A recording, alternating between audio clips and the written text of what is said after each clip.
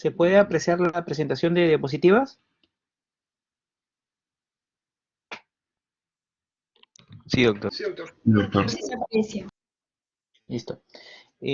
Buenas tardes con todos. Soy el doctor Marcos de la Cruz Tasaico, cirujano del Hospital Rebagliati, asimismo bueno, especialista en cirugía general, laparoscopía de dicho hospital y asimismo también miembro de la primera promoción de la Universidad Ricardo Palma.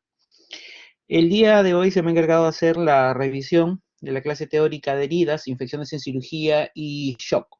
Bueno, en esta primera parte de las semanas que tenemos para la rotación de cirugía general, dentro de este primer bloque haré yo la parte de heridas y después del primer examen me tocará hacer la clase de patología quirúrgica de la vesícula biliar y vías biliares. Bien, entonces vamos a dar inicio a esta charla haciendo la definición de las heridas. Recordemos que una herida es una solución de continuidad producida en los diferentes tegumentos, como pueden ser la piel o las mucosas, en la que con frecuencia se produce una simultánea o diferida pérdida de sustancias por la acción de diversos agentes causantes y que pueden extenderse a los tejidos u órganos subyacentes y con ello variar el grado o el tipo de lesión que tenga la herida. Debemos tener en cuenta que las heridas van a tener diferentes características, ya sea basadas en el dolor que puedan presentar, en el tipo, las características de la solución de continuidad que tenga la herida, si es que existe o no hemorragia asociada y también de qué características se encuentran los bordes de la herida. En el caso del dolor, esto va en relación al tipo de trauma y también al tipo de inervación que tenga la zona que ha sido injuriada. Asimismo, la intensidad y la duración del dolor va a estar en relación pues, a la riqueza de la inervación, sobre todo inervación de tipo somática, como hay en las extremidades, como lo hay en la pared abdominal, por ejemplo. La naturaleza de las heridas, si son incisas o contusas. Recordemos que las heridas contusas generalmente están asociadas a mayor grado de dolor. La velocidad con la cual haya sido producido el evento traumático y también el estado psíquico y el umbral del dolor que tenga el paciente. En el caso de la solución de continuidad, esta puede ser variable en su trayecto o disposición y también en la separación de los tejidos y planos anatómicos, por lo cual una herida presentará bordes, presentará ángulos, presentará paredes, presentará un fondo o un lecho. Asimismo, también las heridas pueden estar asociadas a eventos hemorrágicos y esto va en función de la lesión de vasos capilares, estructuras venosas o también estructuras arteriales. De hecho, las lesiones a nivel arterial van a producir un sangrado mucho mayor. Debemos tener en cuenta que las heridas incisas tienen mayor volumen de sangrado que las heridas contusas. Asimismo, la separación de los bordes está en función de la elasticidad de los tejidos y aquí debemos tener en cuenta que la piel tiene diferentes características en las distintas regiones del cuerpo.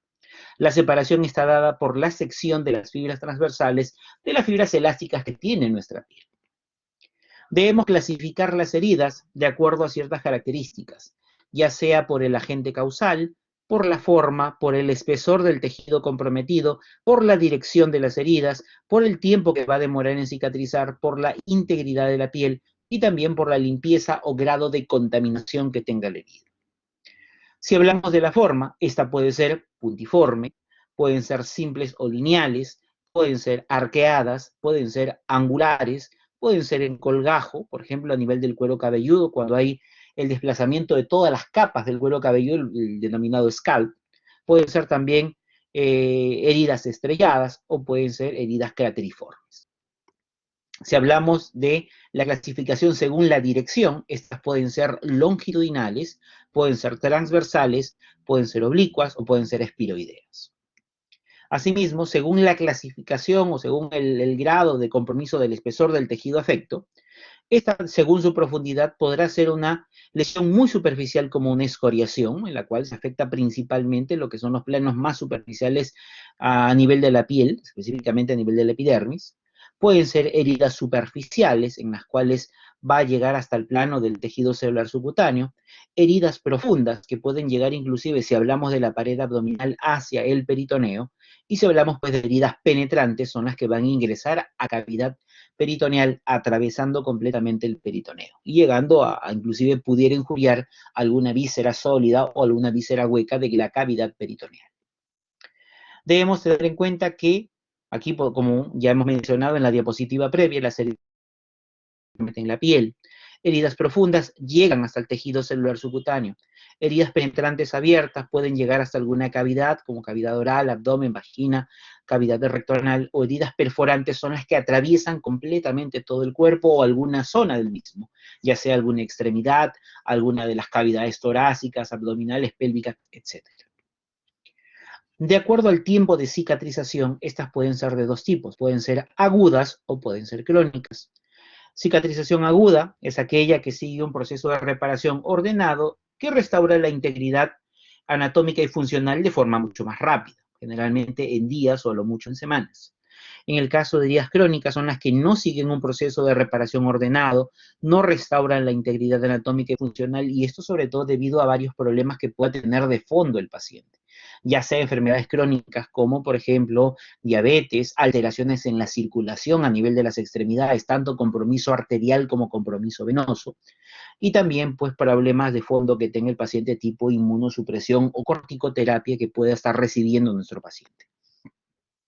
Según la causa, pueden ser heridas punzantes, ocasionadas por objetos puntiagudos, heridas cortantes, las cuales objetos que tengan filo, heridas punzocortantes, abrasiones o los famosos raspones, los cuales generan solo fricción en las partes más superficiales de la piel, laceraciones en las cuales ya hay desgarro de un tejido adyacente, heridas abulsivas en las cuales ya no solo hay un desgarro, sino hay destrucción del tejido adyacente, que en la mayor parte de los casos puede ser ocasionado por maquinarias, y también las amputaciones en las cuales ya hay pérdida de un fragmento o inclusive hasta de una extremidad completa. Las heridas punzantes, como se puede ver, es la que se es producida por un objeto filoso puntiagudo, perfora la piel y puede afectar los planos subyacentes. Si bien la herida a nivel de la piel no será muy grande, pero la lesión sí puede comprometer varios planos en profundidad. Las heridas cortantes son incisas, producida por objetos afilados, cuchillos, navajas, vidrios, en los cuales nos da unos bordes muy bien definidos a nivel de las heridas. Heridas abulsivas, como ya hemos manifestado, son las que se asocian a desgarro y a destrucción del tejido. Las heridas abrasivas, los raspones, como clásicamente se conoce, en los cuales pues hay un descamamiento o una lesión muy superficial de la piel, la cual puede llegar inclusive a planos profundos. En el caso de las amputaciones, ya es la separación espontánea, traumática o quirúrgica de alguna extremidad o de alguna parte de ella. Ahora, según la integridad de la piel, pueden ser heridas abiertas o heridas cerradas. En el caso de las heridas abiertas, que son las más frecuentes, son aquellas soluciones de continuidad de la piel o mucosas, cuya causa es un traumatismo con un objeto cortante o contuso. También puede estar asociado pues a una incisión quirúrgica que hacemos en quirófano, una venopunción, heridas por arma blanca, heridas por arma de fuego, etc. Y en el caso de las heridas cerradas son aquellas que no tienen solución de continuidad en la piel y es sobre todo causada por un objeto romo. Esto generará pues torsión, tensión o desaceleración sobre la superficie que ha estado injuriado y no va a provocar una lesión a nivel de la piel, pero sí puede provocar lesiones en los órganos o en los tejidos subyacentes, como fracturas óseas, desgarros viscerales, rupturas musculares, etc. Según el grado de contaminación de las heridas, es una clasificación muy utilizada inclusive para preguntas, lo vamos a dividir en 4 grados.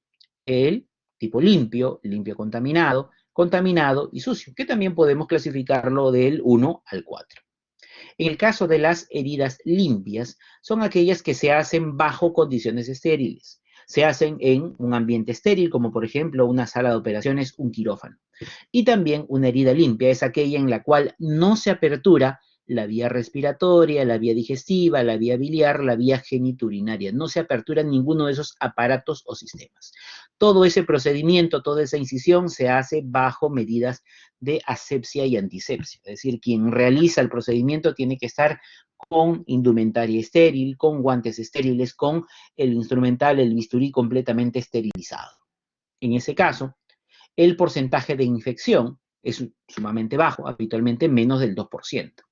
En el caso de las heridas limpias contaminadas, son aquellas en las cuales sí se hace una apertura de la vía respiratoria, biliar, gastrointestinal, geniturinaria, pero con una mínima contaminación. Es decir, si yo voy a aperturar la vía biliar, debo colocar mi aspirador, debo colocar gasas adyacentes para que apenas abra la vía biliar, lo que salga sea automáticamente aspirado y no se derrame sobre la cavidad peritoneal. Asimismo, todo aparato o sistema que yo abra, en el caso de una herida limpia contaminada, tiene que estar sin infección. Es decir, si yo abro la vía biliar, mi paciente no tiene que tener colangitis. Si yo abro por ejemplo, abrimos la vejiga, no tiene que haber infección urinaria. Si se abre la vía respiratoria, no tiene que estar con algún tipo de infección a este nivel. En ese caso, el porcentaje o riesgo de infección sube un poco más, llega hasta casi un 10%. En el caso de las heridas contaminadas, aquí sí se hace nuevamente apertura de la vía biliar, digestiva, respiratoria, geniturinaria, pero aquí los aparatos o sistemas comprometidos sí se encuentran infectados, como por ejemplo, abrimos la vejiga en un paciente que tiene infección urinaria demostrada. Abrimos la vía biliar en un paciente que tiene colangitis. El mismo procedimiento que la limpia contaminada, pero aquí sí hay infección. Y en ese caso, el porcentaje de infección puede ascender hasta un 20%. Y finalmente tenemos las heridas sucias, en las cuales ya encontramos como hallazgo intraoperatorio peritonitis purulenta, peritonitis fecaloidea, necrosis intestinal, encontramos abscesos, encontramos plastrones, encontramos perforaciones del tubo digestivo, y esto nos da un grado de contaminación de la herida muy elevado, lo cual puede llevar a que el paciente tenga un riesgo de infección de hasta el 40%.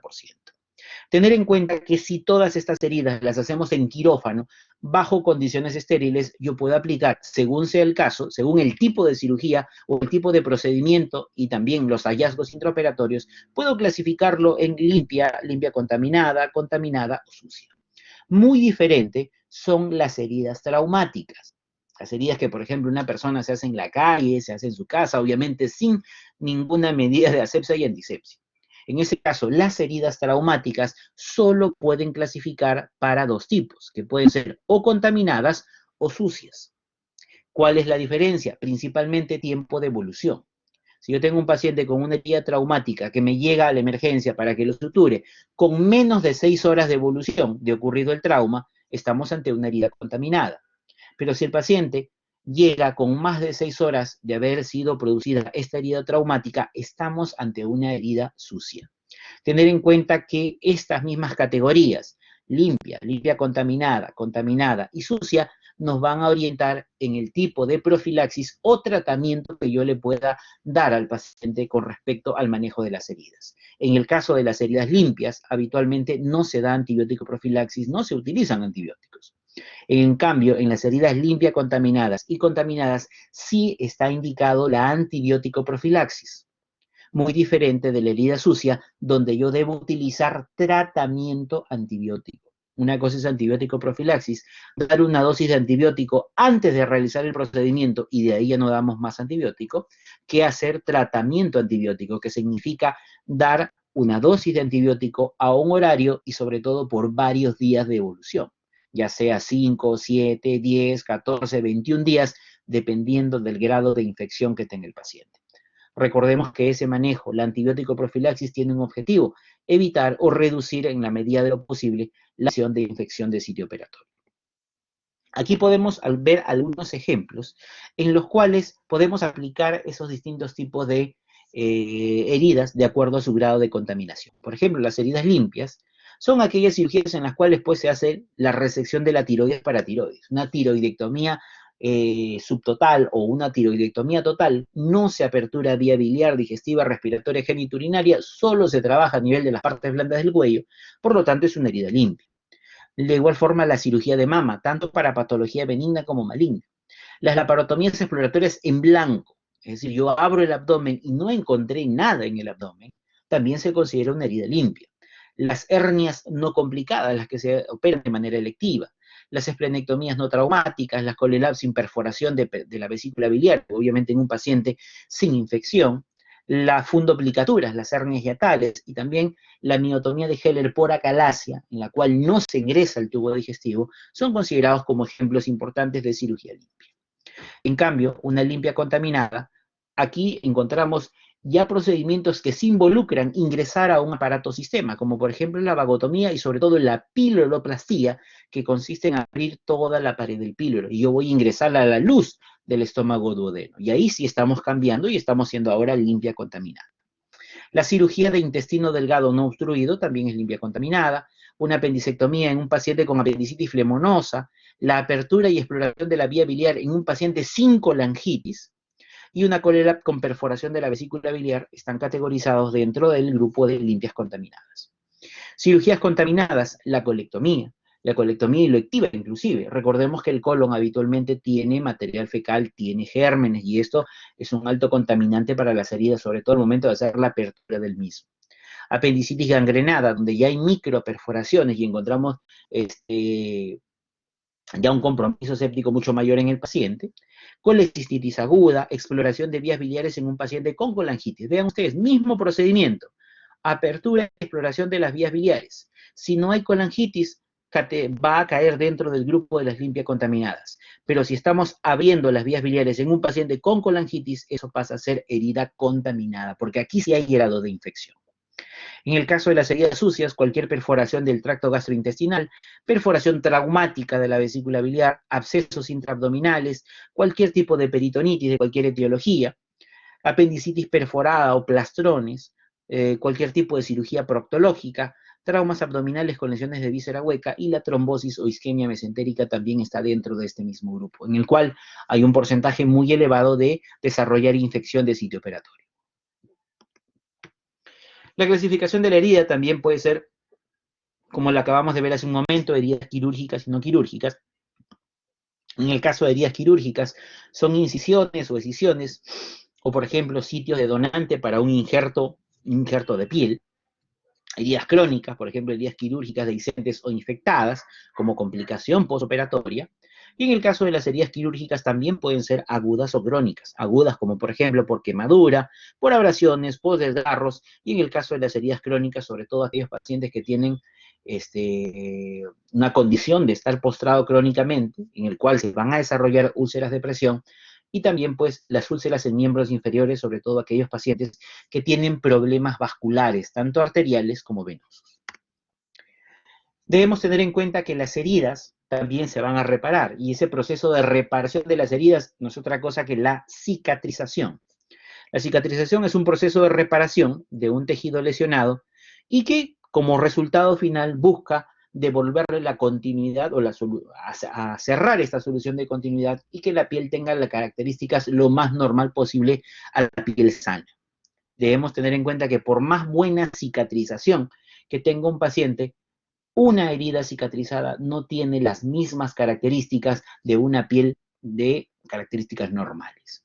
Dentro de ellos debemos tener en cuenta que una cosa es la cicatrización, en el cual pues se basa en la producción de tejido fibrótico y que esto devuelve o cierra la solución de continuidad de la piel.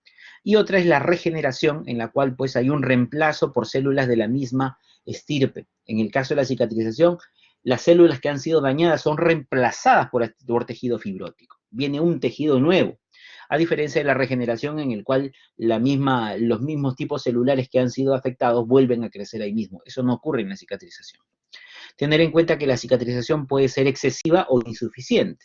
En el caso de la cicatrización excesiva, es por un exceso de producción de tejido cicatricial, un aumento de la celularidad y sobre todo un aumento de la actividad de los fibroblastos, lo cual puede desencadenar en cicatriz de tipo queloide o en cicatrices hipertróficas, que ya vamos a ver cuáles son sus diferencias.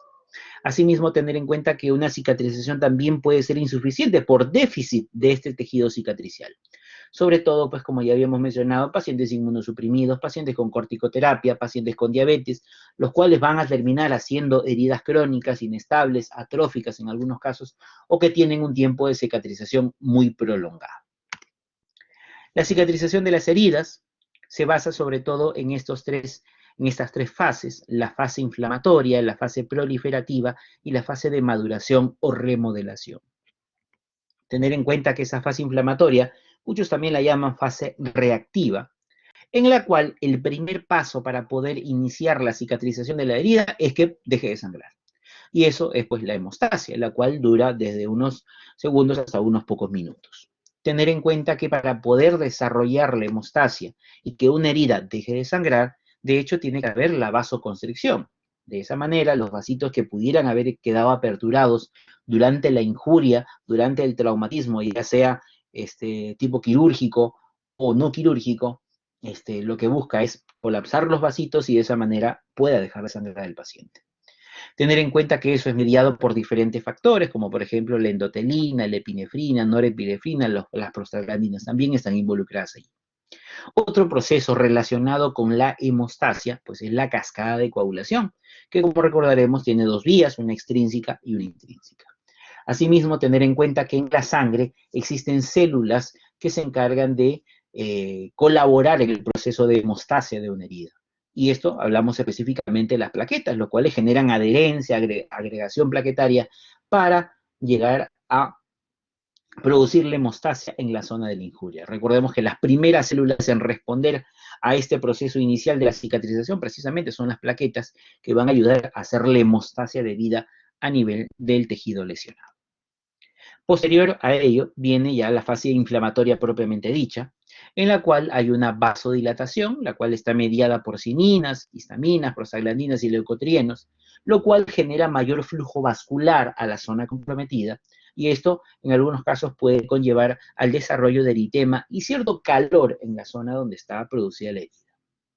Posterior a ello viene la migración celular, la quimiotaxis, tanto de los leucocitos, los cuales pues van a llegar a la zona del trauma para tratar de dejar limpia completamente la zona de la herida y de esta manera se inicia el proceso de cicatrización. Aquí no solo llegan los leucocitos, sino también los neutrófilos, los macrófagos, los linfocitos, son distintos tipos celulares que llegan a la herida para tratar de dejarla lo más limpia posible y de esa manera se inicia un proceso de cicatrización lo mejor posible.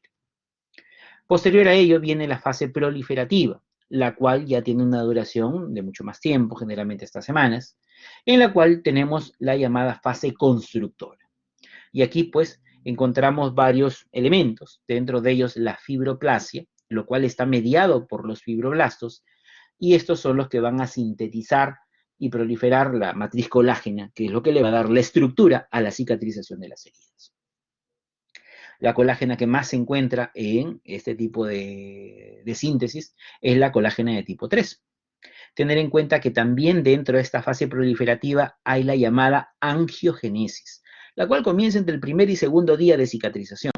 Esta angiogénesis provoca pues el crecimiento, la proliferación de vasos sanguíneos y también el desarrollo del llamado tejido de granulación, lo cual también es un proceso importante dentro de la cicatrización de las heridas. Y finalmente también de esta fase proliferativa viene la epitelización, que constituye pues el cierre de la capa más superficial o de la parte más superficial de toda la herida a nivel pues de donde ocurrió la injuria o el traumatismo, sea quirúrgico o no quirúrgico.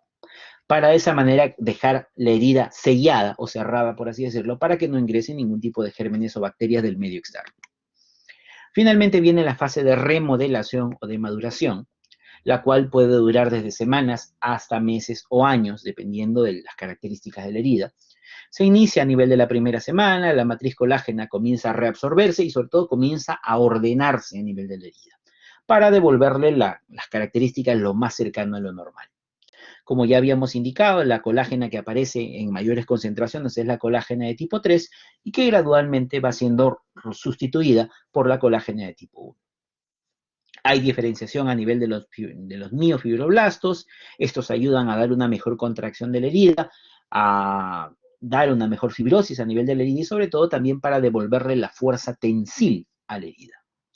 Debemos tener en cuenta que la fuerza tensil, por más buena cicatrización que tenga el paciente, nunca llega a ser del 100%, a lo mucho llegará hasta un 80%. Por eso, por más buena cicatrización que tenga un paciente, la herida no llegará a ser igual a una piel completamente que no ha tenido ningún tipo de trauma.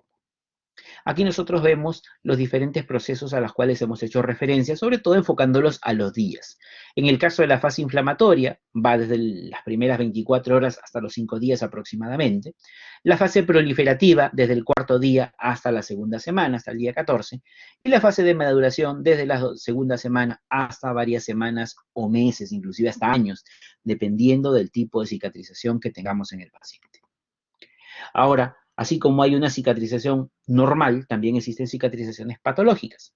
Dentro de ellas encontramos pues la cicatriz hipertrófica y la cicatriz queloide. Y aquí algunas diferencias significativas entre estos dos tipos de cicatrización patológica. La cicatriz hipertrófica es más frecuente en las superficies de flexión, sobre todo en zonas articulares y también en la pared abdominal. Generalmente está ubicada en zonas de tensión, aparece precozmente después de haber realizado el procedimiento quirúrgico.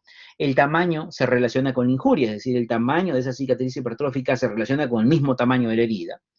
Los límites de esta cicatriz hipertrófica están dentro de la herida quirúrgica o dentro de la fase de cicatrización y tiene tendencia a mejorar espontáneamente conforme pasa el tiempo de haber sido producido el evento, la injuria quirúrgica.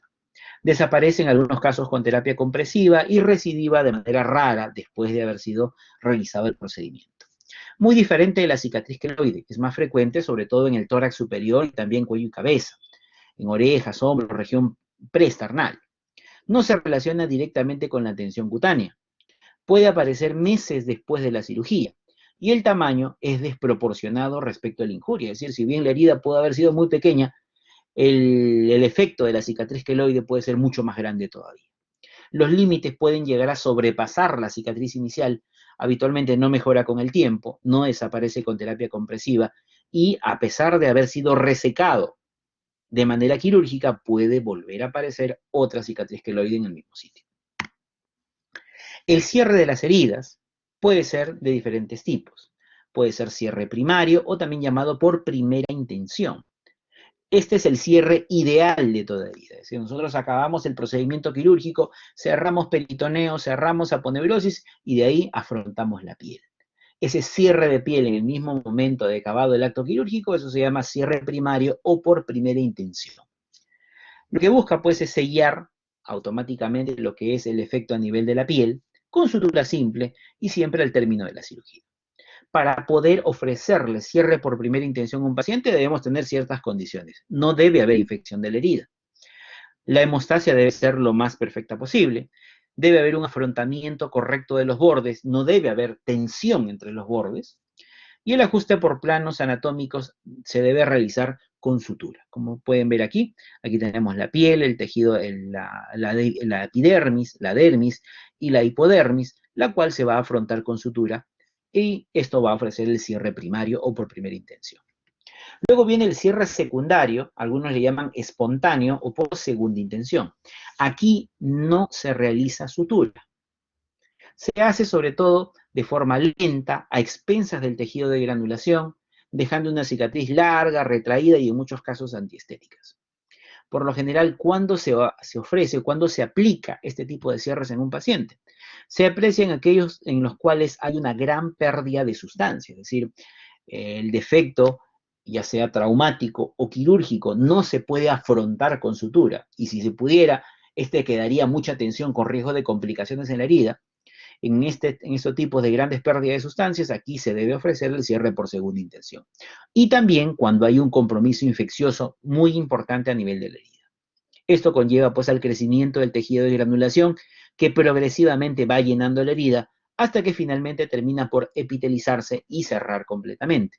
De hecho, que esto demorará mucho más tiempo, ya no solo días, sino en algunos casos hasta semanas, y el resultado estético final no es de los mejores, pero en algunos casos puede ser necesario aplicar este tipo de cicatrización.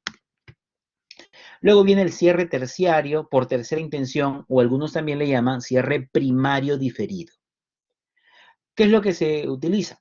Se utiliza sobre todo en heridas que están expuestas a mucha contaminación. Por ejemplo, tenemos un paciente que fue sometido a una cirugía en la cual había peritonitis generalizada. Y esa pus que estaba en cavidad peritoneal ensució toda la herida. Si nosotros afrontamos completamente esta herida, hay riesgo de infección de sitio operatorio. Para poder disminuir la posibilidad de que haya una infección de sitio operatorio, se le puede ofrecer el cierre por tercera intención o cierre primario diferido. ¿En qué consiste? Se hace el cierre del peritoneo, se hace el cierre de la aponeurosis, pero la piel y el tejido celular subcutáneo quedan abiertos. ¿Y quedan abiertos para qué? para que en los días siguientes del posoperatorio, primero, segundo, tercer, cuarto día del posoperatorio, en la cama del paciente se le haga un lavado diario de esa herida operatoria, de esa piel y tejido celular subcutáneo abierto. De esa manera, nosotros estamos retirando toda esa carga de gérmenes a la cual estuvo expuesto esa herida operatoria. Y al estar abierto, permitiría poder eliminar cualquier tipo de detritos, gérmenes y demás que ahí se pudieran acumular. Llegado el tercer, cuarto día de evolución, la grasa que normalmente el primer día que la abrimos, que la aperturamos en la cirugía, que era de color amarillo, al tercer, cuarto día se comienza a tornar de color rojo. Y eso significa que el tejido de granulación ha comenzado a crecer y está iniciando la fase de cicatrización. Si nosotros vemos en el paciente tercer, cuarto día de evolución, luego de haberlo lavado varias veces, vemos el crecimiento de ese tejido de granulación, podemos afrontarlo con sutura y de esa manera cerrar su herida.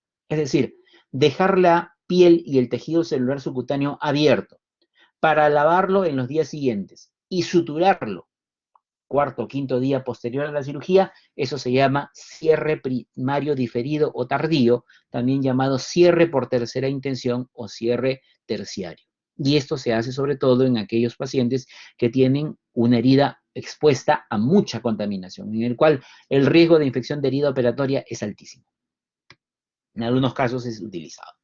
Y luego tenemos el cierre por cuarta intención, en el cual pues un defecto a nivel de la piel va a ser cubierto, va a ser cerrado a través de injertos cutáneos. Esto sobre todo por manejo de cirugía plástica. La evaluación y el tratamiento de las heridas, siempre debemos explorar las heridas, ver su profundidad, ver sus características, ver si hay o no tejido viable y si no lo hubiera, hacer el retiro del mismo. Siempre se debe preparar la zona a tratar, la zona a suturar, ya sea con solución anestésica, explorar si es que hay estructuras subyacentes lesionadas, sobre todo en aquellas que estén muy cercanos a planos óseos, hacer la limpieza de la misma, hacer una correcta hemostasia de estos puntos. Recordemos que en algunas zonas de nuestro cuerpo existen vasos sanguíneos que están muy cerca a la piel, sobre todo las venas, y si alguno de estos vasos estuviera traumatizado, en la mayoría de ellos hay que ligar estos vasos sanguíneos para evitar un sangrado posterior al cierre de la herida. Hacer un desbridamiento del tejido que se encuentre comprometido, iniciar antibiótico terapia por vía endovenosa y posterior al cierre de la herida por vía oral, si es que va a requerir manejo ambulatorio. Y en el caso de heridas con mucha contaminación, es importante hacer el uso de la vacuna antitetánica en estos pacientes. Ya para el manejo propio de la herida, la aproximación de los bordes y si es que hay compromiso en un grado de profundidad mayor, hacer el cierre por planos, por capas, ¿no? Hay que cerrar los planos aponeuróticos, el tejido celular subcutáneo y finalmente la piel para no crear espacio muerto y que ese no sea un punto en el cual se pueda desarrollar una infección.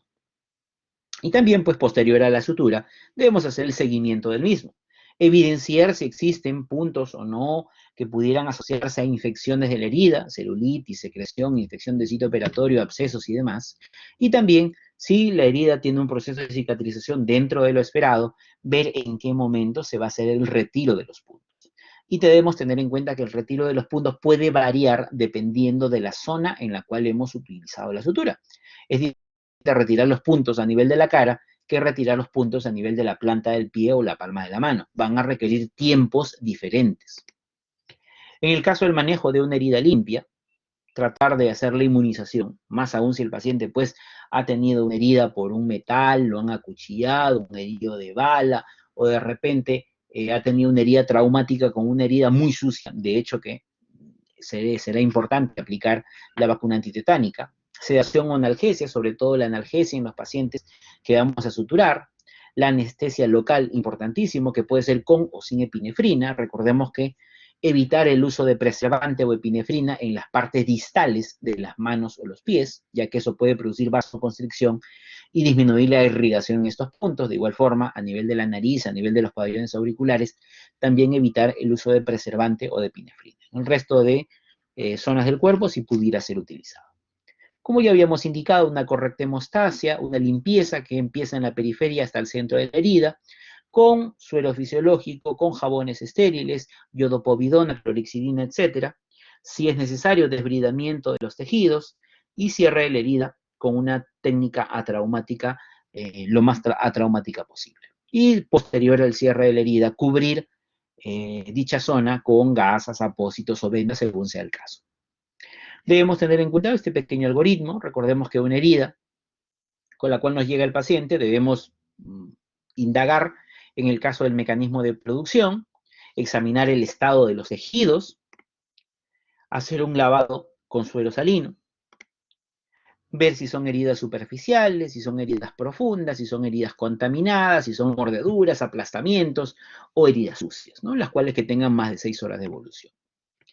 En todos ellos siempre debemos hacer el lavado de la herida con solución antiséptica. Y aquí, como ya habíamos indicado, iodopovidona o clorixidina son los más utilizados y los que están en amplia disposición en los distintos centros hospitalarios. Posterior a ello, sobre todo en heridas profundas, contaminadas y demás, en las cuales vamos a hacer afrontamiento de planos, de hecho que tendremos que colocar anestesia local. De repente una escoriación o una abrasión en el cual pues hay una lesión muy superficial de la piel no va a requerir sutura y ahí pues no será necesario colocar la anestesia local. En cambio, donde sí vamos a colocar puntos y más aún vamos a cerrar en planos, de hecho, anestesia local será importante. Como ya indicamos, puede ser con o sin preservante. La sutura, sobre todo en heridas profundas con escasa contaminación, será el plano a seguir. En cambio, en aquellas heridas contaminadas o aquellas que tienen más de 6 horas de evolución, mordeduras o aplastamientos, debemos hacer una limpieza muy prolija del tejido comprometido, tratando de hacer el desbridamiento si es que fuera necesario. Eliminar cuerpos extraños, eliminar tejidos desvitalizados y hacer una correcta hemostasia. Como dijimos, si es que simplemente es un compromiso, es un sangrado producto de piel, tejido celular subcutáneo, simplemente una compresión y con eso en la mayor parte de los casos se controla el sangrado. Pero si hubiera un vasito sanguíneo que estuviera roto o que estuviera lacerado, ya sea una arteria o las venas, que son las más superficiales, hacer la correcta ligadura o colocarle puntos hemosáticos y de esa manera controlar el sangrado. Ofrecer cierre primario, ofrecer cierre secundario y terciario según sea el caso, según el grado de contaminación y también si es que se puede hacer el cierre sin ofrecerle tensión a la herida. Todo paciente que tenga una herida muy contaminada, mordeduras, herido de bala, cuchillado y demás, debe tener su profilaxis antitetánica y posterior a ello, posterior al cierre de la herida, nuestro paciente debe recibir tratamiento antibiótico, el cual, como ya dijimos, puede ser pues 5, 7, 14 días dependiendo del grado o tipo de infección. Tener en cuenta pues de que en el caso del manejo de las heridas, la anestesia puede ser local o inclusive hasta anestesia general según sea el tipo de procedimiento que vamos a realizar. La limpieza consistir pues en el lavado de la herida y no solo de la herida, sino del tejido circundante a la zona que vamos a manipular. Todo esto pues una buena irrigación con solución fisiológica y también con agentes antisépticos. Y de ser necesario, hacer una correcta desbridación o escisión de algún tejido que no se encuentre viable o que se encuentre marcadamente comprometido en la zona de la herida. La sutura, como ya habíamos indicado, se podrá realizar sutura primaria hasta 24 horas después de ocurrida la lesión. Entre 24 y 36 horas después de ocurrida la lesión, se podrá intentar la sutura previo reavivamiento de los bordes, es decir, con bisturí vamos a cortar los bordes o los márgenes de la herida para tratar de que de esa manera puedan afrontarse de manera adecuada. Y en heridas profundas, como ya indicamos, se deben suturar por planos. Y aquí está lo que habíamos indicado hace un momento, el cierre o el retiro de los puntos de las diferentes suturas en las distintas zonas del cuerpo puede variar dependiendo de la localización. Por ejemplo, si colocamos puntos en el cuero cabelludo para poder ser retirados, estos deben ser entre el día 6 y el día 8. Si son suturas a nivel de la cara, en la cual la piel es mucho más delgada y también la sutura que se utiliza ahí debe ser mucho más fina, el tiempo de retiro varía entre cuarto y quinto día. En el tórax o el abdomen, generalmente de entre 8 y 10 días. A nivel de la espalda es mucho más tiempo, de 12 a 14 días. En las extremidades superiores e inferiores, también entre 8 y 10 días. A nivel de la mano, de 8 a 10 días. En los dedos, de 10 a 12 días. Y a nivel del pie, en la planta del pie, de 12 a 14 días. Recordemos que debemos tratar de respetar siempre estos tiempos ya establecidos para el retiro de los puntos, ya que sobre todo si en aquellos que requieren mucho más tiempo de estar ahí o de estar presentes en la sutura, si las retiramos muy precozmente, la herida puede aperturarse espontáneamente y generar pues diversos tipos de compromisos o complicaciones que puedan conllevar a una inadecuada cicatrización de las heridas. Recordemos que si todas estas descripciones que acabamos de mencionar se encuentran en una superficie extensora de una articulación, debemos agregarle 2 a 3 días más todavía. Debemos tener en cuenta que en heridas sucias en la cara, un aseo quirúrgico adecuado y un posterior cierre primario con cobertura antibiótica y un control riguroso.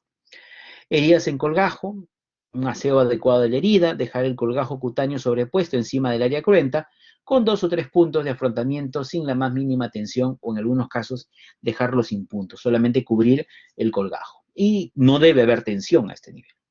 En heridas punzocortantes, penetrantes, aseo y un cierre precoz para evitar una mayor contaminación de estructuras profundas. Y en heridas por arrancamiento o amputación, aseo quirúrgico, dejando la herida abierta para un cierre diferido, es decir, cierre por segunda intención. Las heridas por quemaduras térmicas, curaciones con suero fisiológico, escarectomía o injerto de piel según sea necesario. Quemaduras químicas, lavado profuso con suero fisiológico y observación clínica de la evolución. Heridas producidas por mordeduras de animales, en sí son consideradas heridas sucias y no deberían cerrarse. En la única zona del cuerpo que sí estaría indicado hacer el cierre de una herida secundaria a una mordedura de animal es que si esta herida está ubicada a nivel de la cara. Obviamente no, si está en el antebrazo, quizás un corte de 3-4 centímetros lo podemos dejar abierto, ya que no es visible y esto va a estar cubierto con gasas o una venda.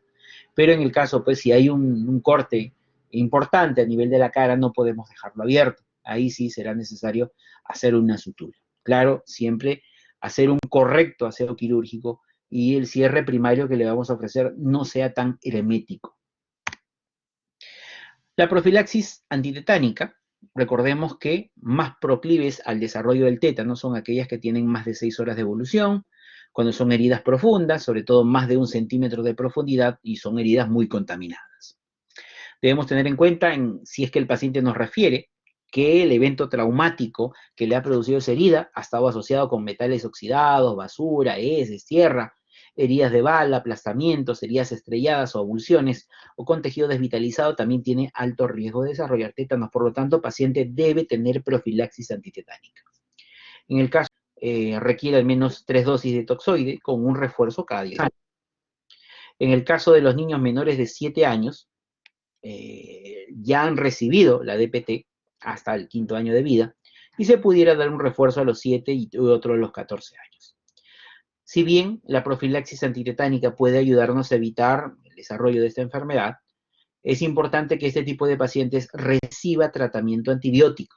Y este tratamiento antibiótico, en la mayor parte de los casos, se asocia al uso de amoxicilina más ácido clavulánico por 5 a 7 días.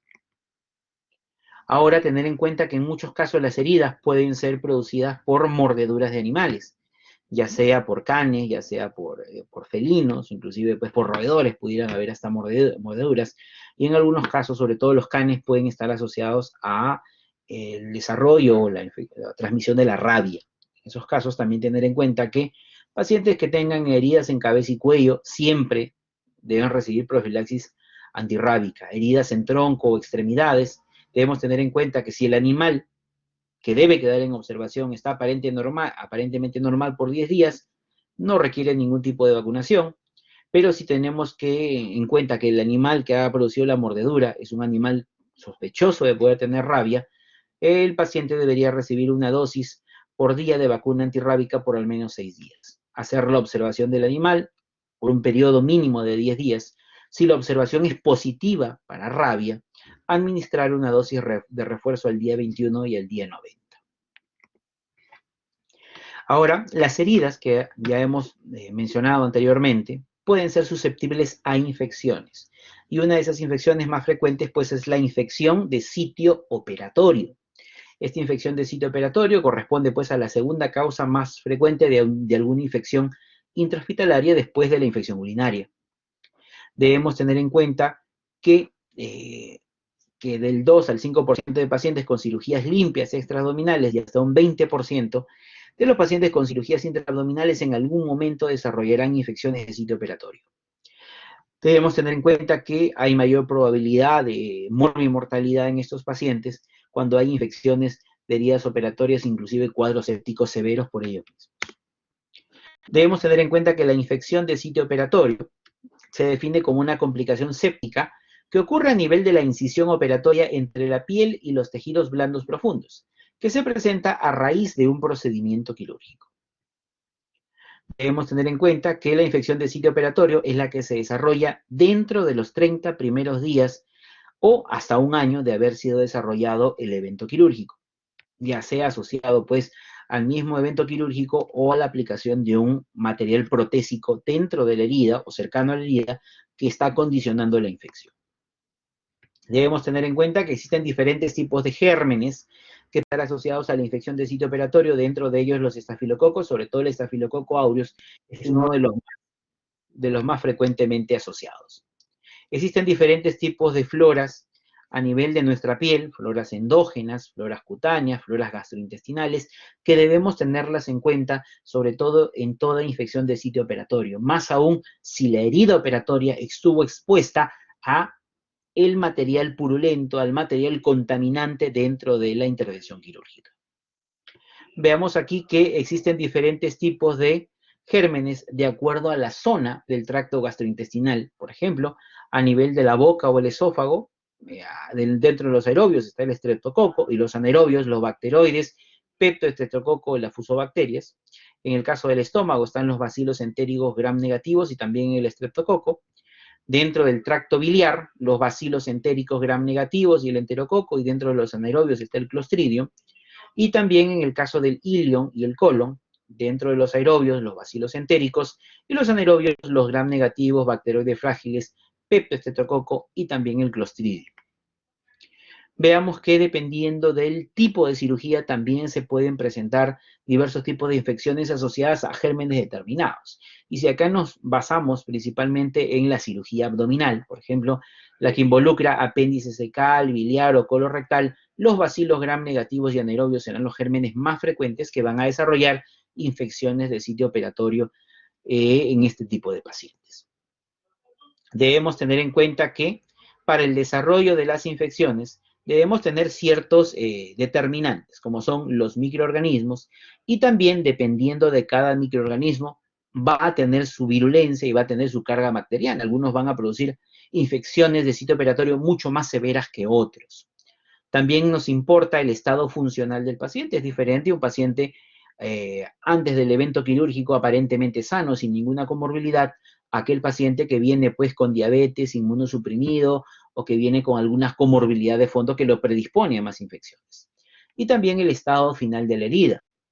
Esto va pues dependiendo del grado de invasividad de la operación. Es diferente hacer una sutura en planos superficiales de la piel, como por ejemplo en una hernia, a diferente pues de hacer el drenaje de un absceso intraabdominal. De hecho, en este tipo de pacientes, el grado de contaminación será mayor y el riesgo de infección de sitio operatorio también será mayor. Existen diferentes factores que van a condicionar el desarrollo de una infección de sitio operatorio, factores que pueden ser relacionados al paciente o también dependientes del mismo acto quirúrgico. Propios del paciente, la edad, obviamente los extremos de la vida y más aún los pacientes añosos tienen más riesgo de infección. El estado nutricional, si el paciente tiene algún déficit nutricional, también riesgo de infección. Como ya lo habíamos mencionado en varias situaciones, la diabetes, el tabaco, la obesidad, si hay una infección coexistente, si el paciente ya estaba hospitalizado por una infección y es sometido a un procedimiento quirúrgico, tiene más riesgo de infección. Colonización por microorganismos, sobre todo en aquellos en los cuales la herida estuvo expuesta a una secreción muy contaminante. Alteración de la respuesta inmune, y también si el paciente queda hospitalizado o ha estado hospitalizado por mucho tiempo. Recordemos que dentro de los hospitales siempre hay hay gérmenes intrahospitalarios, los cuales pueden desarrollar infecciones mucho más agresivas que los gérmenes que se encuentran en la comunidad.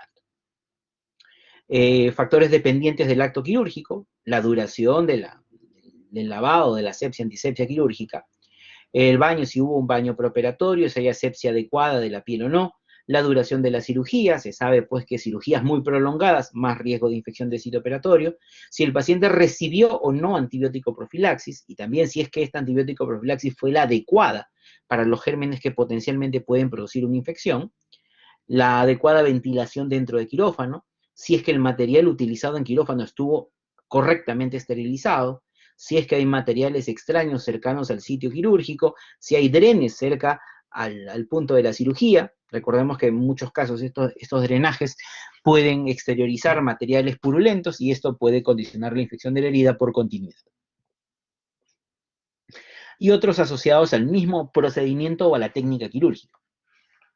Si no hay una correcta hemostasia, se puede formar un hematoma en la herida y los hematomas tienden a infectarse y a generar una infección de sitio operatorio. De repente, no se llegaron a afrontar adecuadamente los planos y no afrontar los planos adecuadamente crea un espacio por debajo de la piel, eso es lo que se llama pues un espacio muerto, el cual se puede llenar de líquido linfático y esto ocasionar un seroma y posteriormente una infección de sitio operatorio. Y también el grado de trauma a nivel de los tejidos. La infección de sitio operatorio se puede clasificar en tres tipos. Infección de sitio operatorio superficial, el cual compromete la piel y el tejido celular subcutáneo. Infección de sitio operatorio profundo, que compromete piel, celular subcutáneo y también aponeurosis y músculo. Y la infección de sitio operatorio de órgano y espacio, el cual está relacionado con colecciones o abscesos intraabdominales. Uno de los ejemplos más clásicos que pudiéramos utilizar pues es de la apendicectomía.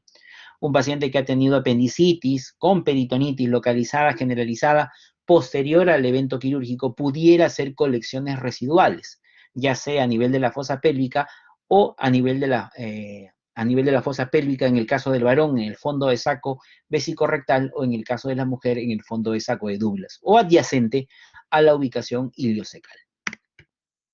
La infección de sitio operatorio superficial, como ya habíamos indicado, es una infección que aparece hasta los 30 días posteriores a la cirugía, que compromete la piel, tejido celular subcutáneo, todo esto por encima de la fascia. Debemos tener en cuenta que debe cumplir al menos alguno de estos siguientes criterios. La herida debe manifestar o debe evidenciarse drenaje purulento. Debemos encontrar organismos aislados en cultivo y el paciente clínicamente puede presentar dolor, sensibilidad, edema localizado, rubor o calor en la zona de la herida. El diagnóstico de la infección de sitio operatorio es realizado por el cirujano, por el médico tratante, y el tratamiento consiste pues en la apertura de la herida operatoria y la exteriorización del material purulento, del material contaminante dentro de la herida. En el caso de la infección de sitio operatorio profundo, es aquella que aparece posteriores a los 30 días de realizado del evento quirúrgico hasta el año. Más aún si existe pues la aplicación de algún dispositivo, de algún implante, como por ejemplo pues una prótesis, una malla, la cual pueda ocasionar la infección de los tejidos más profundos, que ya puede comprometer la musculatura o pueda comprometer la aponeurosis. Tiene que cumplir al menos de los siguientes criterios: un drenaje purulento por la zona de la incisión de la herida, el paciente presenta fiebre, dolor localizado, sensibilidad, así haya un cultivo negativo, y aquí pues se evidencia pues una imagen de un absceso, de una colección, lo cual nos habla de una infección muy severa en los diferentes planos de la pared abdominal. Finalmente está la infección de sitio operatorio de órgano y espacio. Son infecciones que aparecen en los 30 días posteriores al evento quirúrgico o hasta el año siguiente en el cual se ha colocado algún implante o una prótesis. Debe cumplir al menos de uno de los siguientes criterios: drenaje purulento a través de un drenaje ubicado en ese órgano y espacio. Habitualmente en las peritonitis, en los abscesos, se deja un drenaje adyacente a la zona donde se ha trabajado quirúrgicamente. Si a través de este dren se exterioriza material purulento, material fecaloideo, material intestinal, estaríamos hablando pues de una infección de sitio operatorio de órgano y espacio.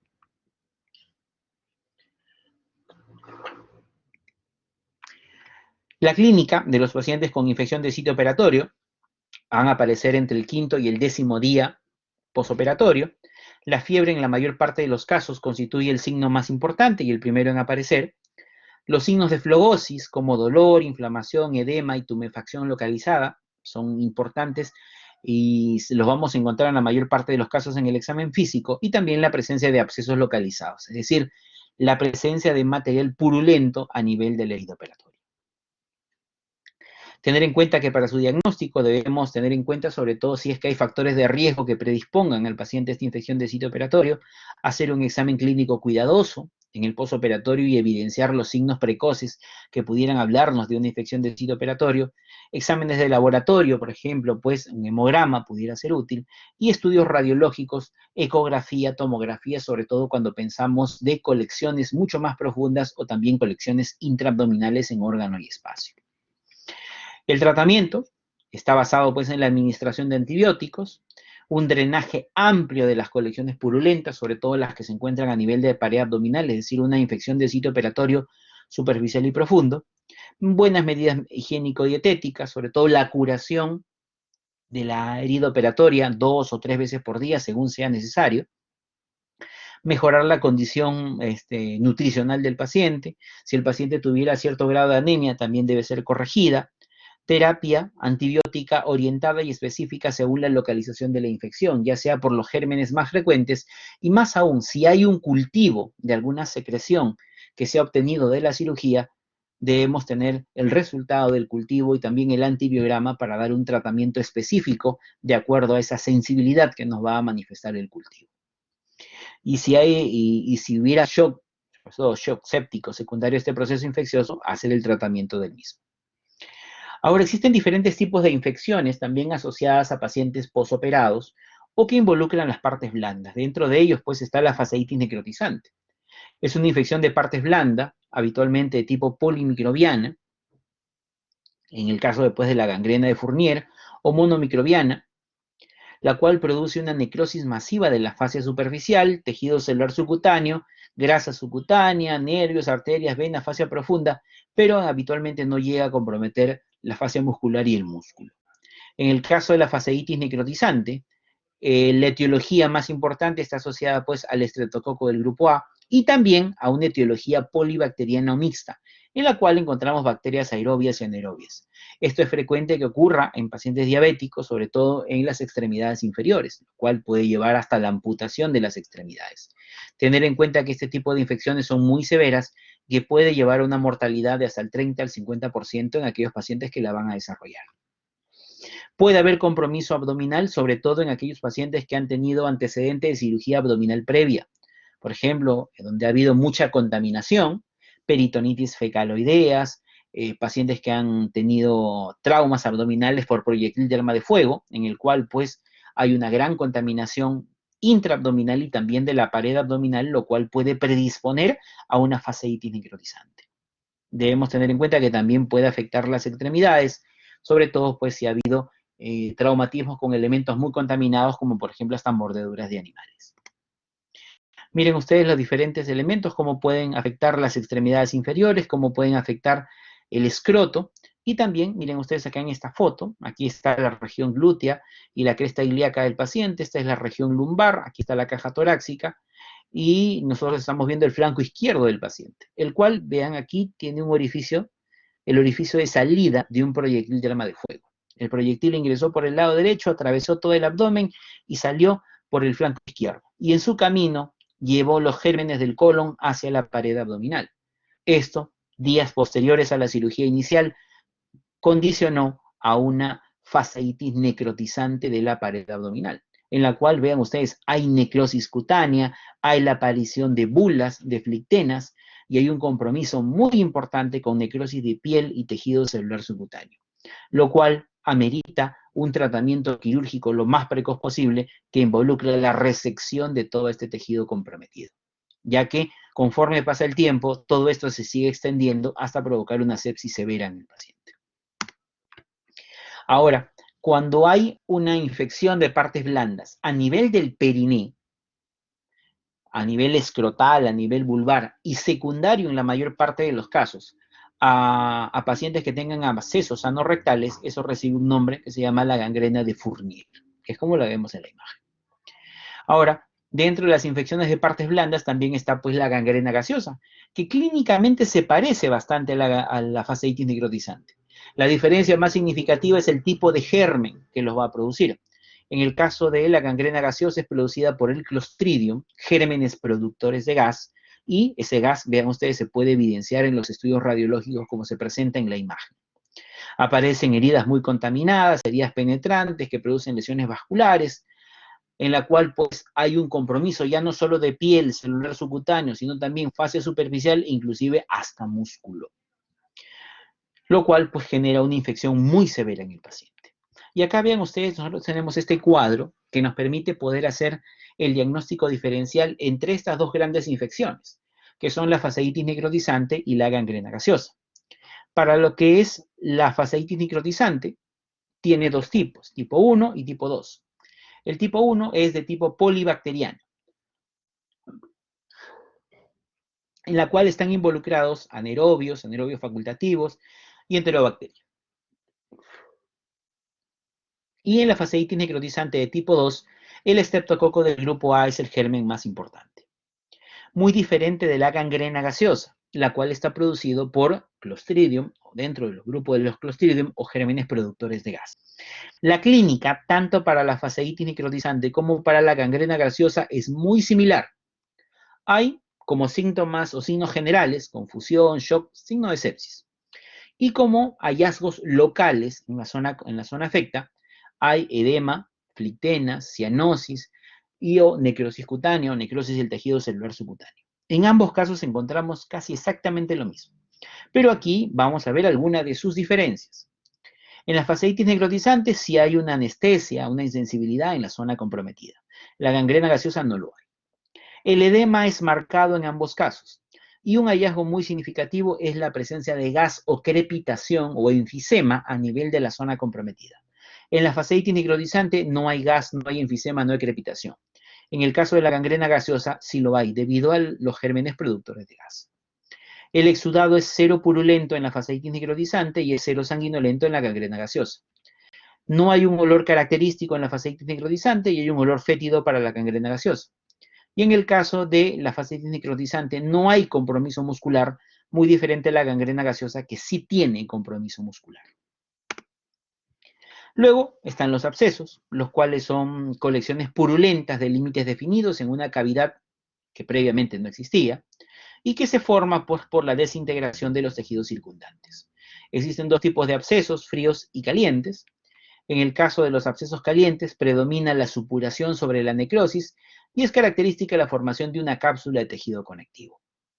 Presentan las siguientes partes: una cápsula formada pues, por una membrana fibrosa, por tejido de granulación y capa leucocitaria, y también el contenido, que es el contenido purulento habitualmente. Según el agente etiológico, la pus puede tener diferentes características macroscópicas. La pus relacionado a estafilococo es denso, cremoso, amarillento, consistente y sin un olor característico. La que es producida por estreptococo es mucho más fluido, con aspecto de agua sucia, con pequeños grumos y maloliente. La pus relacionado a neumococo es verdosa, cremoso, espeso, con grumos y fibrina. Si es de bacilos, ocasionado pues por un aspecto fecaloideo, fétido, chocolatado y fluido. Y si es por anaerobios, es de características grisáceas, fétido, pútrido, lo que podemos encontrar en los diferentes abscesos calientes. El cuadro clínico: dolor, rubor, calor o tumor, impotencia funcional, y el paciente generalmente cursa con un mal estado general. Y síntomas generales pues como astenia, anorexia, cefalea, fiebre. Aquí los exámenes de sangre tipo hemograma nos revelarán pues una elevación muy significativa del hemograma, y también BCG también será importante o se encontrará elevado en este tipo de pacientes. La evolución en la mayor parte de los casos va a la resolución completa. Puede haber diseminación del tejido del proceso infeccioso si es que no se da un tratamiento oportuno, o puede ir rumbo a la cronicidad también si es que no se da un tratamiento oportuno. En el caso de los abscesos calientes, la incisión y drenaje del contenido purulento es el tratamiento de elección, y asimismo el desbridamiento de todo el tejido necrótico que se puede encontrar en esa zona. Todo esto asociado al tratamiento antibiótico es el tratamiento fundamental en este tipo de pacientes. Como se puede ver, aquí la paciente tiene un absceso, se hace una incisión amplia a lo largo de la zona más prominente o fluctuante del absceso para evacuar el contenido purulento y también para evacuar todo el tejido necrótico, el detritus que se puede encontrar en su interior, y de esa manera favorecer la cicatrización con los lavados posteriores, todo esto aunado a la antibiótico-terapia. En el caso de los abscesos fríos, son colecciones purulentas formadas lentamente, con escasos o nulos signos de flogosis. Son tumoraciones fluctuantes, generalmente asociadas a Mycobacterium tuberculosis o en algunos casos a infecciones fúngicas. Luego está pues la hidrosaenitis, la cual es una infección cutánea ubicada sobre todo a nivel de las axilas y las ingles, en la cual pues se presentan abscesos múltiples asociados a las glándulas apocrinas del sulor. Es un padecimiento crónico e invalidante. Se debe diferenciar de la furunculosis, sobre todo mediante estudio anatomopatológico con biopsias. En el caso de la hidrosaenitis puede llegar a ser tan invalidante para el paciente que en la mayor parte de los casos debe ser tratada por los drenajes de los abscesos con antibiótico-terapia, aseo local y en algunos casos resecciones amplias de esta zona. Finalmente, dentro de los temas que teníamos para el día de hoy está el shock. El shock, por definición, es un estado de perfusión tisular aguda, inadecuada o inapropiada que resulta en una hipoxemia y una disfunción celular generalizada.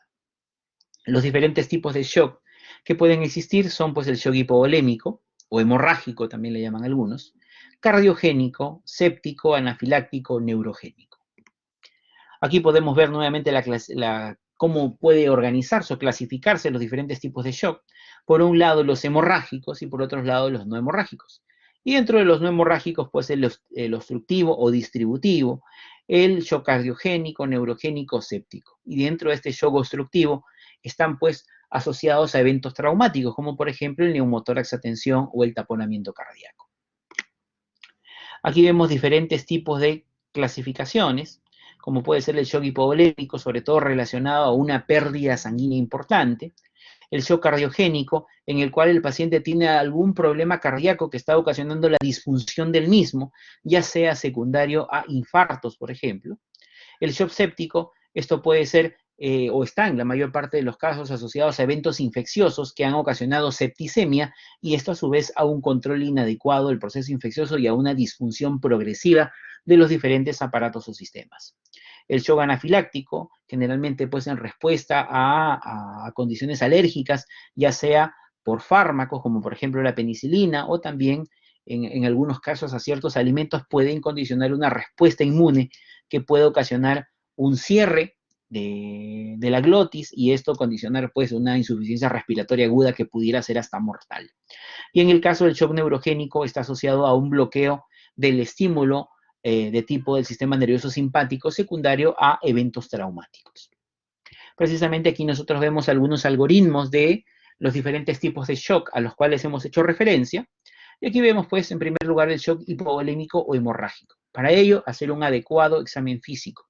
Tener en cuenta que el shock hipovolémico es el shock más frecuente en todo paciente politraumatizado. Y también tener en cuenta que el shock hipovolémico en un paciente politraumatizado tiene diferentes orígenes o tiene orígenes frecuentes. Por ejemplo, el sangrado pudiera estar en tórax, un hemotórax. Pudiera estar en abdomen, hemoperitoneo, secundario sobre todo a ruptura de vísceras sólidas, hígado vaso. Pudiera estar también secundario a una fractura de pelvis o pudiera ser secundario a una fractura de hueso largo. Esas cuatro condiciones, hemotórax, hemoperitoneo, fractura de pelvis, fractura de hueso largo, son las cuatro ubicaciones más frecuentes de sangrado en un paciente politraumatizado que pueden provocar shock hipovolémico. Por ello, una adecuada historia clínica y también un adecuado examen físico. Tener en cuenta pues que esto puede ser secundario a eventos traumáticos como un politraumatizado o pueden ser secundarios a un evento quirúrgico, en el cual en una cirugía también puede sangrar de manera significativa. Esto clínicamente puede desarrollar en el paciente hipotensión, taquicardia, taquipnia y también puede alterar la perfusión tisular de los tejidos. Podemos evidenciarlo, valorarlo en base a estudios de laboratorio, como por ejemplo la hemoglobina hematocrito, los electrolitos, el AGA y la radiografía de tórax. Todo paciente con clínica compatible con shock hipovolémico debemos colocarle dos buenas vías periféricas largas y de gran calibre, una en cada brazo, y a través de ella hacer la infusión de dilatación a través de estas vías periféricas, habitualmente con cristaloides. Si es que con esto mejora, podemos continuar haciendo la valoración del caso clínico y ver cuál sería su mejor tipo de tratamiento, conservador o quirúrgico, y en el caso de que tras la dilatación nuestro paciente no tenga alguna mejoría, debemos buscar la fuente de sangrado. Y en función a esta fuente de sangrado, ver si es que va a cohibir o no con manejo conservador o si es que requiere manejo quirúrgico, que en la mayor parte de los casos sí va a requerir un manejo quirúrgico, sobre todo en aquellas condiciones como por ejemplo los hemotórax masivos o por ejemplo un hemoperitoneo por ruptura de víscera sólida como hígado vaso que no se controlan, van a requerir manejo quirúrgico. El shock hemorrágico o hipovolémico se puede clasificar en estas 4 categorías, según la clasificación del Colegio Americano de Cirugía, las cuales va en función al volumen de pérdida sanguínea. Por ejemplo, en el grado 1 hay pérdidas de hasta 750 mililitros, lo cual representa el 15% de la volemia. Esto se puede expresar con una taquicardia, con una frecuencia cardíaca hasta 100. La presión arterial se puede encontrar normal todavía en estos casos. La frecuencia respiratoria también dentro de los valores normales, el llenado capilar también normal, la diuresis 30 mililitros hora, paciente ligeramente ansioso y la reposición de fluidos se hace con cristaloides. En el grado 2 el sangrado es mucho mayor, de 750 a 1500 mililitros, lo cual representa entre un 15 y un 30% de la volemia. El pulso todavía puede estar en 100, la presión arterial puede mantenerse dentro de lo normal, la respiración sí puede incrementarse entre 20 y 30, el llenado capilar puede prolongarse, la diuresis disminuye entre 20 a 30 mililitros hora, paciente levemente ansioso y también el reemplazo de fluidos es con cristaloides. Para el grado 3, el sangrado puede ir desde 1500 a 2000, lo que representa un 30-40% del volumen o de la volemia. Aquí hay una taquicardia que puede llegar hasta 120, la presión arterial comienza a disminuir, la frecuencia respiratoria comienza a elevarse, 30-40 por minuto, el llenado capilar se ha prolongado, la diuresis disminuye a 5 a 10 mililitros hora, paciente ansioso confundido, y la reposición en este caso ya no solo con cristaloides, sino también se debe utilizar las transfusiones de hemoderivados. En el grado 4, el sangrado es mucho mayor, más de 2000, y obviamente el porcentaje de pérdida es más del 40%. La taquicardia también es más significativa, mayor a 140 latidos por minuto. La presión arterial también disminuye mucho más. Las respiraciones generalmente están en un promedio de 30-35. El llenado capilar está sumamente prolongado. La diuresis es insignificante. El paciente se encuentra confuso, letárgico, y aquí también igual los cristaloides y la utilización de paquetes globulares, de transfusión de hemoderivados es el tratamiento de elección. Luego tenemos pues lo que es el shock séptico. Debemos hacer un adecuado examen físico buscando el punto o el origen de la sepsis, lo cual pudiera estar, si estamos hablando de cirugía general, problemas abdominales, ¿no? Apendicitis, diverticulitis, abscesos hepáticos, colecistitis, perforaciones del tubo digestivo, etc. Esto puede evidenciarse o puede darnos clínica en el paciente de taquipnia, taquicardia, fiebre, oliguria y también alteración en el estado de conciencia. En los exámenes de laboratorio, leucocitosis en el hemograma es un hallazgo muy asociado a la sepsis. Las alteraciones hidroelectrolíticas, las injurias renales, el lactato y también la radiografía de tórax es importante para valorar íntegramente este tipo de pacientes. Utilizar catéteres endovenosos largos y de gran calibre, y también monitorizar la diuresis con una sonda Foley es importante en este tipo de pacientes. Y una vez colocado estas vías, debemos iniciar una hidratación enérgica en el paciente. Si nuestro paciente mejora, debemos continuar haciendo la valoración de la sepsis en ese paciente y buscar cuál es la mejor opción de tratamiento, sobre todo buscando tratamientos lo menos invasivos posibles. Si con este fluido nuestro paciente no mejora, debemos hacer una correcta monitorización de la presión venosa central, y esto muchas veces a través de un catéter venoso central, ver cómo está la presión sanguínea, cómo está la resistencia vascular periférica. Si estuviese disminuido, también valorar cómo se encuentra la fracción de eyección o del gastro cardíaco. Si es que esto se encontrase alterado, debemos iniciar transfusión de fluidos, en algunos casos utilizar inotrópicos y también ya se debe iniciar antibiótico terapia de forma empírica en estos casos. Ahora, de haber reconocido un cuadro séptico y este cuadro séptico de requerir manejo quirúrgico, nuestro paciente debería ser intervenido quirúrgicamente para poder evacuar el foco séptico. Por ejemplo, en una colangitis, hacer la descompresión de la vía biliar. En un paciente que tiene una colecistitis severa, hacer un drenaje de la vesícula biliar, hacer una colecistostomía. Un paciente que tiene una peritonitis fecaloidea generalizada, abrir el abdomen, limpiar la cavidad y hacer los drenajes respectivos va a ser importante en esos casos.